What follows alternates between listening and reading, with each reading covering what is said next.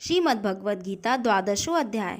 अर्जुन बोले, जो अनन्य प्रेमी भक्तजन पूर्वोक्त प्रकार से निरंतर आपके भजन ध्यान में लगे रहकर आप सगुण रूप परमेश्वर को और दूसरे जो केवल अविनाशी सच्चिदानंदन निराकार ब्रह्मा को ही अति श्रेष्ठ भाव से बसते हैं, उन दोनों प्रकार के उपासकों में अति उत्तम योग वेत्ता कौन है? तो श्री भगवान कृष्ण बोले, मुझ में मन को एकाग्र करके निरंतर मेरे भजन ध्यान में लगे हुए जो भक्तजन अतिशय श्रेष्ठ श्रद्धा से युक्त होकर मुझ सगुण रूप परमेश्वर को भजते हैं, वे मुझको योगियों में अति उत्तम योगी मान्य है। परंतु जो पुरुष इंद्रियों के समुदाय को भली प्रकार बस में करके मन बुद्धि से परे सर्वव्यापी कथकनीय स्वरूप और सदा एक रस रहने वाले नित्य अचल निराकार अविनाशी सच्चिदानंदन ब्रह्मा को निरंतर एक ही भाव से ध्यान करते हुए भजते हैं, वे संपूर्ण भूतों के हित में रत और सब में समान भाव वाले योगी मुझको ही प्राप्त होते हैं। उन सच्चिदानंदन निराकार ब्रह्मा में आसक्त चित्त वाले पुरुषों के साधन में परिश्रम विशेष है, क्योंकि देहाभिमानियों के द्वारा अव्यक्त विषय गति दुख पूर्वक प्राप्त की जाती है।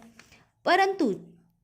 जो मेरे परायण रहने वाले भक्तजन संपूर्ण कर्मों को मुझ में अर्पण करके मुझ सगुण रूप परमेश्वर को ही अनन्य भक्ति योग से निरंतर चिंतन करते हुए भजते हैं, हे अर्जुन, उन मुझ में चित्त लगाने वाले प्रेमी भक्तों को मैं शीघ्र ही मृत्यु रूप संसार समुद्र से उद्धार करने वाला होता हूँ।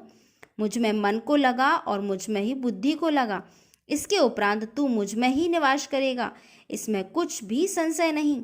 यदि तू मन को मुझ में अचल स्थापक करने के लिए समर्थ नहीं है, तो हे अर्जुन, अभ्यास रूप योग के द्वारा मुझको प्राप्त होने के लिए इच्छा कर। यदि तू उपर्युक्त अभ्यास से भी असमर्थ है, तो केवल मेरे लिए कर्म करने के ही परायण हो जा।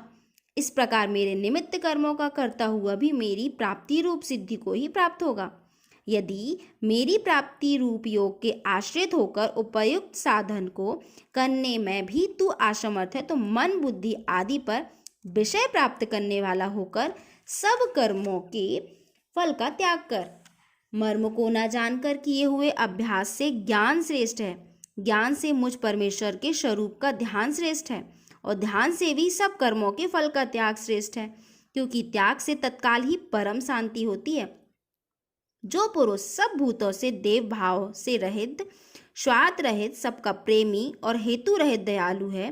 तथा ममता से रहित, अहंकार से रहित, सुख दुखों की प्राप्ति से सम और क्षमावान है, अर्थात अपराध करने वाले को भी अभय देने वाला है, तथा जो योगी निरंतर संतुष्ट है, मन इंद्रियों सहित शरीर को बस में किए हुए और मुझ में दृढ़ निश्चय वाला है, वह मुझ में अर्पण किए हुए मन बुद्धि वाला मेरा भक्त मुझको प्रिय है, जिससे कोई भी जीव उद्वेग को प्राप्त नहीं होता और जो स्वयं भी किसी जीव में उद्वेग को प्राप्त नहीं होता, तथा जो हर्ष, आमर्ष, भय और उद्वेग आदि से रहित है, वह भक्त मुझको प्रिय है।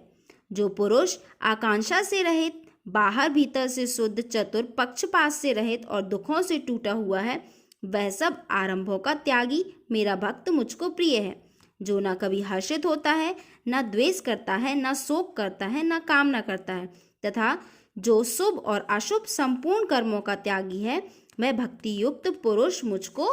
प्रिय है। जो शत्रु मित्र से और मान अपमान से सम है, तथा सर्दी गर्मी और सुख दुखादि द्वंद्वों से सम है और आसक्ति से रहित है, जो निंदा स्तुति को सम्मान समझने वाला, मननशील और जिस किसी प्रकार से भी शरीर का निर्वाह होने से सदा ही संतुष्ट है और रहने के स्थान में ममता और आसक्ति से रहित है, वह स्थिर बुद्धि भक्तिमान पुरुष मुझको प्रिय है। परंतु जो श्रद्धायुक्त पुरुष मेरे परायण होकर इस ऊपर कहे हुए धर्ममय अमृत को निष्काम प्रेम भाव से सेवन करते हैं, वे भक्त मुझको अतिशय प्रिय हैं। इस प्रकार हमारा ये 12वां अध्याय समाप्त होता है। यहाँ पर श्री कृष्ण ने अर्जुन को बताया कि किस तरह के व्यक्ति, किस तरह के मनुष्य मुझको प्रिय होते हैं। क्या तुम करोगे कि तुम मुझे प्राप्त हो जाओगे।